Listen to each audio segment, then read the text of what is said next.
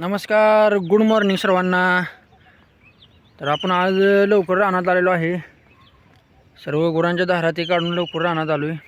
आज आपल्याला वैरण तोडायची आहे. मी तुम्हाला दाखवतो आपली वैरण. ही आपली वाळलेली वैरण आहे. आपण तोडायला चालू केलेली आहे. सकाळपासून आज आपण एवढी वैरण तोडलेली आहे. 4 सार्ट वैरण तोडून झालेली आहे. आपल्याला काही एका दिवशी सगळी तोडायची नाही. दररोज थोडं थोडं म्हणलं तर आपली संपूर्ण वाळायची आत होऊन जाते तोडायचं.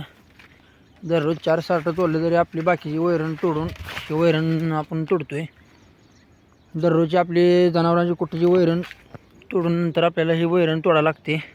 दररोज 4 सार्ट म्हणलं तरी ही आपली वैरण आठवड्याभरात संपून जाते, होऊन जाते तोडायची वाळायच्या अगोदर. पहिली मका ही बघा, एक नंबर अशी मका आलेली आहे. आणखी भरपूर वाढणार आहे.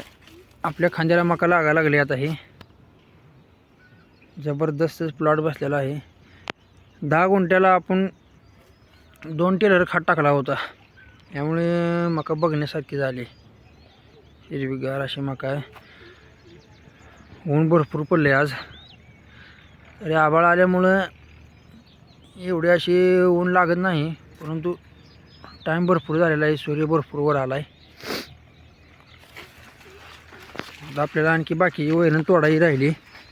वैरण जाऊन तोडून कुट्टी करायला द्यावं लागते घरी नेऊन. आपण आता जाऊया घराकडं. आपल्याला घास आणायचा जाऊन आणखी थोडी दुसरीकडली हिरवी वैरण घेऊन यायची जाऊन. सगळी कामं सकाळ सकाळ बघायला लागतात.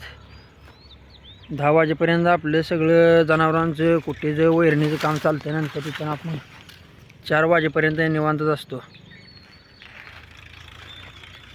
नोकरीच्या मागे लागण्यापेक्षा मला तर हा व्यवसाय खूप भारी वाटतो. कोणी काय बोलायचं ना, कोण काय नको, स्वतः मनाचा मालक असतो. आणि व्यवसाय असा आहे की यात तुम्हाला पाहिजे तेवढी वाढ करू शकता तुमच्या कॅपॅसिटीनुसार. पण नोकरीचं तसं नाही. नोकरीचं हा माणूस लिमिटमध्येच राहतो. सकाळी 10ला उठणे, 5ला माघारी येणे, त्याचं डेली रुटीन चालू असतं. परंतु आपल्याकडे असं नाही.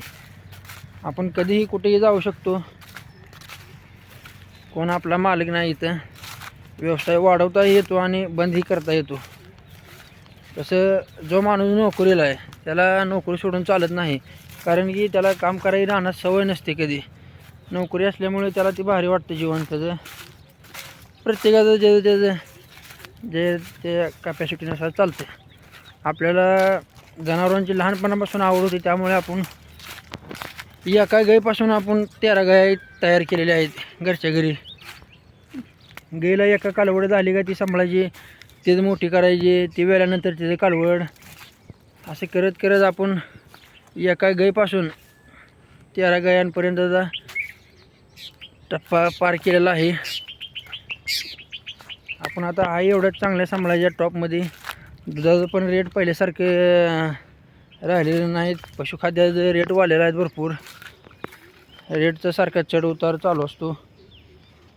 त्यामुळे आपल्याला काय व्यवसाय म्हणावा असा पहिल्यासारखा नफा राहत नाही, परंतु बरेच म्हणायचं नोकरी करण्यापेक्षा. 15-16 हजारात बाहेर आउटसोर्सिंगवर काम करण्यापेक्षा आपला हाही घरचा व्यवसाय बरा आहे. माणूस निवांत राहतो. आपले नवनवीन व्हिडिओ पाहण्यासाठी आपल्या चॅनलला सबस्क्राईब करा आणि बेल आयकॉनवर टच करा.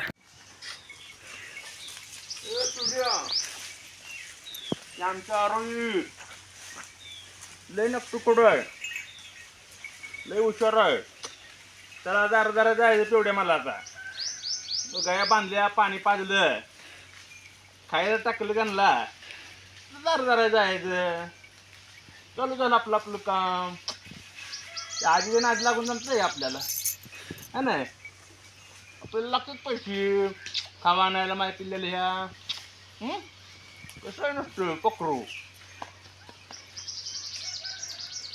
झोपायचा दार धरायला. चला जाय दार धरायचा. आता भिजवत बसायचं मका. हसा बरं एकदा. हस एकदा. हस. हो का, हो का, हो का. हो का, हो का, हो का. दे आगाऊ नुसती झाली. चला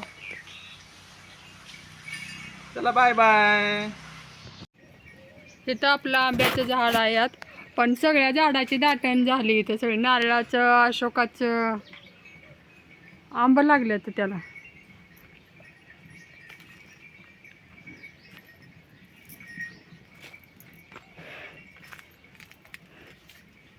किती आहेत आंब, काय घे 10-12 असतील. सगळं झाडाची दाटण झाली त्यामुळं आंब नाही तर लय लागलं.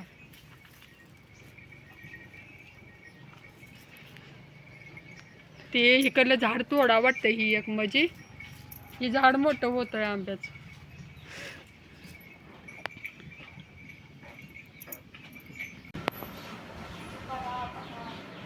निवांत झोपली. पिऊ